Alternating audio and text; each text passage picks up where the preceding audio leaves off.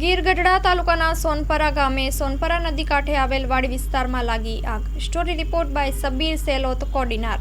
મારું નામ રાહુલભાઈ ડોડિયા છે। હું સોનપરા ગામનો રહેવાસી છું। મારો તાલુકો ગીર ગઢડા છે। અહીંયા મારે આગ લાગવાને લીધે મારો ચારો પૂરો, મારા બળતણ અને મારા પશુઓ સળગી ગયા છે। કેટલોક સારો હતો તમારો? મારે 15 ટ્રોલી પ્રાળું હતું અને 3 ટ્રેક્ટરના ભર જેટલું બળતણ હતા અને 5 મારે ભેંસો છે અને 1 ગાય છે। બધાને શરીરમાં બહુ ઈજા થઈ છે, તમે જોઈ શકો છો। આ શોર્ટ સર્કિટ થવાનું કારણ? શોર્ટ સર્કિટ થવાનું કારણ અહીંયા ટીસી ઉપર ભડકા થયા છે, ત્યાં ઝોન પાડેલો છે। આગળના 15 ટીસી એ પાવર જાય છે મારા ટીસીથી। મેં વારંવાર રજૂઆતો કરવા છતાં પણ બોર્ડ દ્વારા કોઈ પગલાં લેવામાં આવ્યા નથી। મેં લેખિતમાં રજૂઆત પણ કરી છે, છતાં પણ કોઈ કાને ધરતું નથી અને અંતે આ બધું સળગી ગયું શોર્ટ સર્કિટ થવાને કારણે।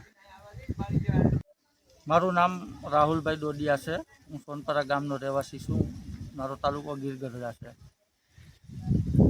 અહીંયા મારે આગ લાગવાને લીધે મારો ચારો પૂરો, મારા બળતણ અને મારા પશુઓ સળગી ગયા છે। કેટલોક સારો હતો તમારો? મારે 15 ટ્રોલી પ્રાળું હતું અને 3 ટ્રેક્ટરના ભર જેટલું બળતણ હતા અને 5 મારે ભેંસો છે અને 1 ગાય છે। બધાને શરીરમાં બહુ ઈજા થઈ છે, તમે જોઈ શકો છો। આ શોર્ટ સર્કિટ થવાનું કારણ? શોર્ટ સર્કિટ થવાનું કારણ અહીંયા ટીસી ઉપર ભડકા થયા છે, ત્યાં ઝોન પાડેલો છે। આગળના 15 ટીસી એ પાવર જાય છે મારા ટીસીથી। મેં વારંવાર રજૂઆતો કરવા છતાં પણ બોર્ડ દ્વારા કોઈ પગલાં લેવામાં આવ્યા નથી। મેં લેખિતમાં રજૂઆત પણ કરી છે, છતાં પણ કોઈ કાને ધરતું નથી અને અંતે આ બધું સળગી ગયું શોર્ટ સર્કિટ થવાને કારણે।